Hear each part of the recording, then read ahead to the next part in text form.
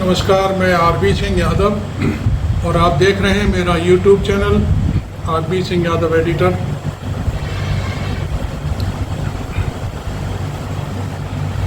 मुंबई में 1 सितंबर को इंडिया गठबंधन की होने वाली बैठक इस समय भारी चर्चा में है।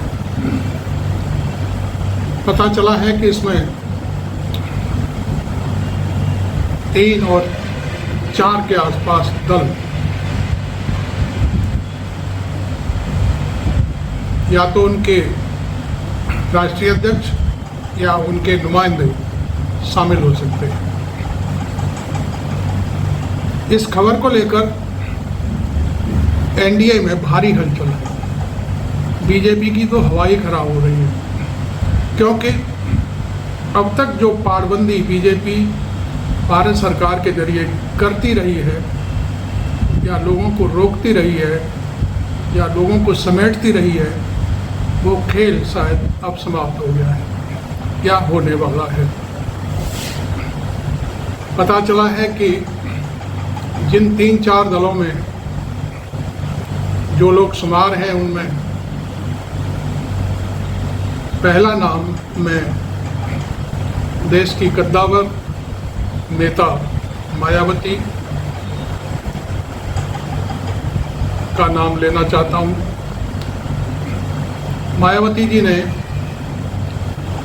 शायद कोई शर्त रखी है उत्तर प्रदेश को लेकर, क्योंकि उनसे कांग्रेस के कहने पर, कांग्रेस की पेशबंदी पर फारूक अब्दुल्ला साहब ने मीटिंग की है। हालांकि हमारे पास इस बात का कोई सबूत नहीं है, लेकिन जैसा हमें पता चला है, दिल्ली की राजनीति में इस समय सबसे बड़ा काम कांग्रेस लोगों को बांट रही है। आप यहाँ जाओ, आप वहाँ जाओ। फारूक अब्दुल्ला साहब के साथ साथ नीतीश कुमार जी भी इस बात की अप्रोच कर रहे हैं कि किसी भी तरह मायावती जी इंडिया गठबंधन में शामिल हो जाए। लेकिन ऐसा हो पाएगा कि नहीं हो पाएगा, यह अभी कहना थोड़ा जल्दबाजी होगी। हमें 1 सितंबर का इंतज़ार करना होगा, तभी खबर पक्की मानी जाएगी। खैर, इस तरह से ये चल रही है बातें, उससे हालत बहुत ख़राब है अगले की। दूसरा नाम जो मेरे सामने आया है वो है अकाली दल। अकाली दल भी किसी न किसी रूप में पिछले 2 साल से लगातार जो किसानों का मसला आया था, उस समय से एनडीए से अलग थलग पड़ा हुआ है। और यहाँ तक कि बादल परिवार की बहू जो मिनिस्टर थी, उन्होंने इस्तीफा तक दे दिया था और आज भी वो मुखर हैं। पिछले दिनों में संसद में उनका भाषण सुन रहा था, तो उन्होंने बड़ा बैलेंस करके भाषण दिया। बीजेपी को भी उन्होंने खूब दुत्कारा और कांग्रेस से भी उन्होंने खरी खोटी कहने में कोई संकोच नहीं किया। लेकिन आप जानते हैं, राजनीति में कोई किसी का दुश्मन नहीं होता, और जब बात चलती है तो निश्चित तौर पर बात दूर तक जाती है। राजनीति में उठापटक, विरोधाभास और विचारों की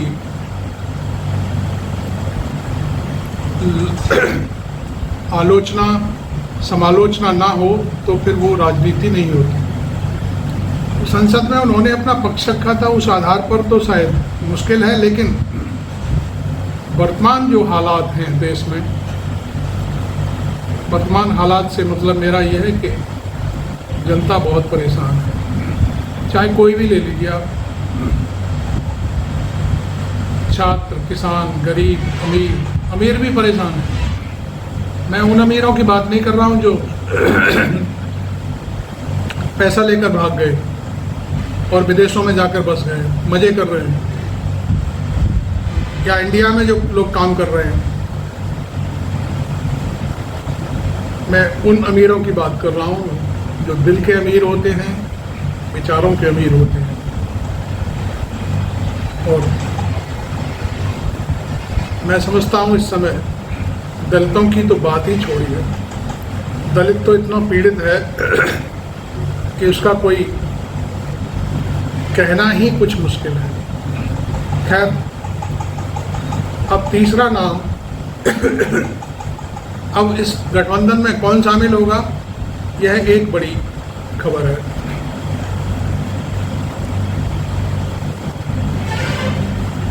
मैं उसका नाम आपको बताता हूँ, वो तीसरा कौन होगा।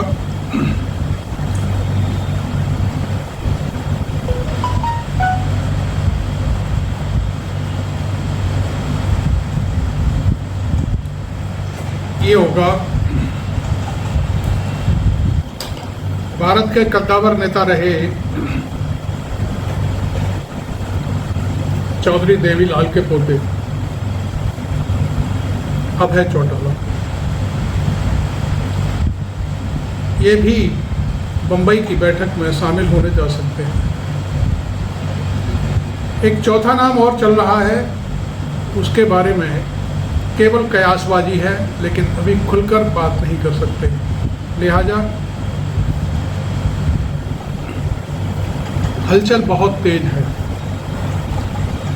हरियाणा में खट्टर की हवा खराब कर रखी है किसान यूनियन ने। किसान नेता चंडूनी और राकेश टिकैत ने कल ही मीटिंग की थी मेवात में और खुला चैलेंज दे दिया था LIU और सेंट्रल इंटेलिजेंस के लोगों के जरिए कि वो अपने CM साहब से कह दें कि यदि उनकी यात्रा निकली तो यात्रा फिर हमारी भी निकले मेवात को बचाने के लिए। खैर, वो चौटाला साहब भी आ सकते हैं। और बाकी एक जो पेज है वो बहुत बड़ा, वो पेज ये है कि मायावती अपना खुद का एक नया गठबंधन बनाकर सिगुफा तो छोड़ रही हैं। उस गठबंधन में हैदराबाद के नेताजी, खुद मायावती और कोई इक्का दुक्का छोटा मोटा दल शामिल करके अलग चुनाव लड़ना चाहती हैं यूपी की सारी सीटों में। लेकिन अंदरूनी तौर पर जो पता चला है वो ये है कि फारूक साहब से उन्होंने यूपी की 40 सीटें मांग ली हैं। ये उन्होंने कैसे किया है, उन्होंने शायद 2019 के चुनाव की जो एक रूपरेखा थी उसी के आधार पर ये बात कह दी है कि मुझे 40 सीटें चाहिए। हालांकि ये कोई पुष्ट खबर नहीं है और कहा भी होगा तो इसका खंडन फारूक साहब करेंगे या फिर मायावती जी कर सकती हैं मेरे वीडियो में जो बात कही जा रही है। खैर,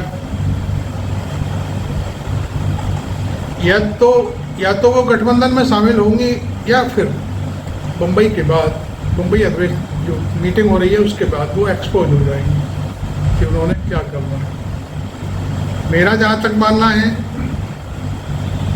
भारत सरकार के हमारे मुखिया प्रधानमंत्री नरेंद्र मोदी जी और अमित शाह अपनी चाणक्य नीति के जरिए ये चाहेंगे कि मायावती तीसरा मोर्चा बना करके खड़ा करें छोटा मोटा, और वो इंडिया गठबंधन के वोट में भारी मात्रा में सहज लगना।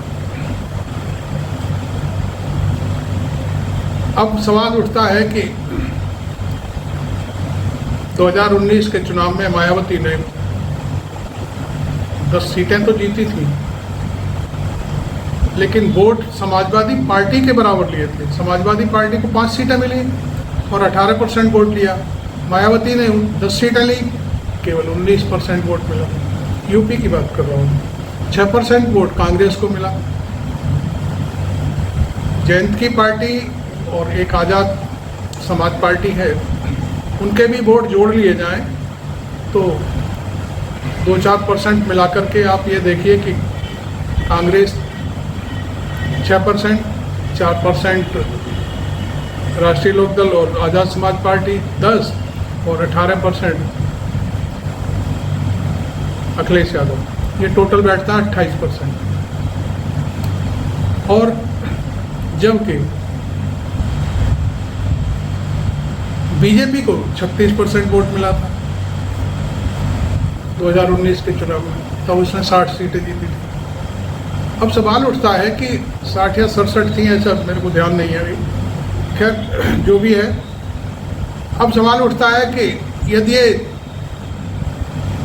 4 पार्टी फिलहाल जो मौजूद हैं, यदि एक हो जाती हैं तो इनका 28-30% वोट,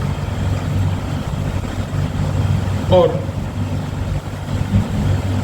मायावती भी शामिल हो जाती हैं तो फिर ये वोट जाता है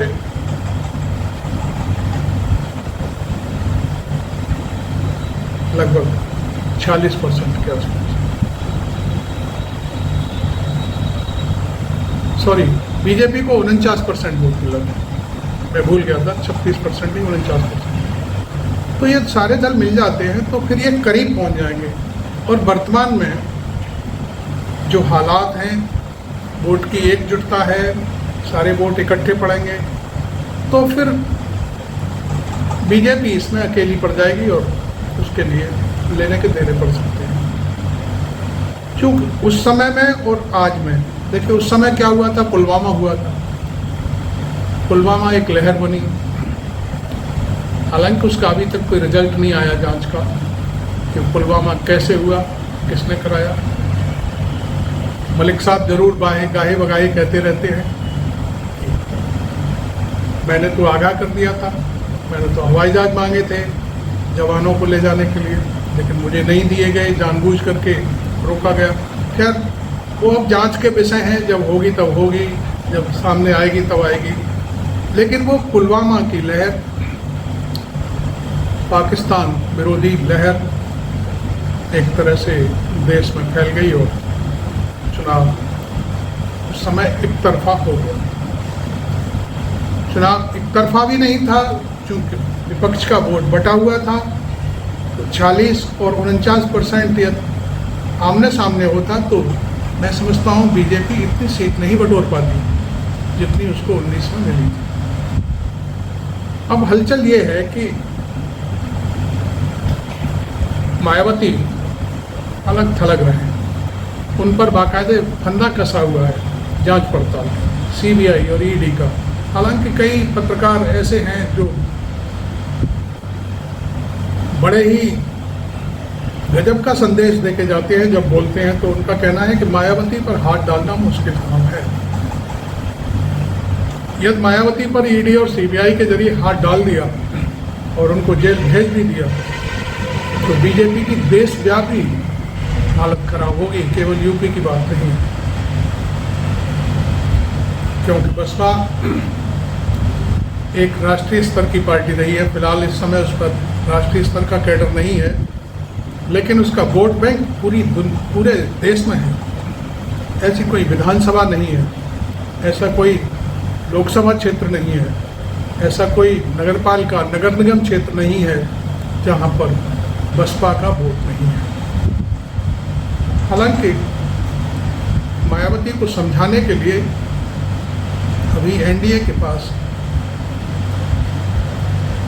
तर्कस में तीर नहीं है।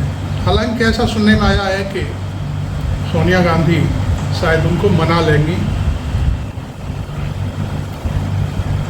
और मनाने के पीछे एक कारण यह भी रहेगा, सोनिया गांधी उनसे कह सकती हैं कि यदि आप अलग थलग पड़ गई तो आप हमेशा के लिए आपकी राजनीति खत्म हो जाएगी। ये एक बड़ी पते की बात है। ये जब कोई आदमी राजनीति में एक्सपोज हो जाता है तो वो कहीं का नहीं रहता, और यदि कोई आदमी अपने धर्म, अपनी नीति और अपनी पॉलिटिक्स पर जमा रहता है तो एक न एक दिन उसकी बात को जनता जरूर सुनती है। इसलिए मायावती जी को सोच समझकर फैसला करना होगा कि उन्हें कहाँ जाना है, क्या करना है। तो आज का वीडियो आपको कैसा लगा आप मुझे ज़रूर लिखें और कमेंट करें अपना, और इसे शेयर भी करें, लाइक करें और मेरे चैनल को सब्सक्राइब ज़रूर करें। इससे आपको मैं जब अगला वीडियो पोस्ट करूं तो आप तक पहुंच जाए। Thank you very much.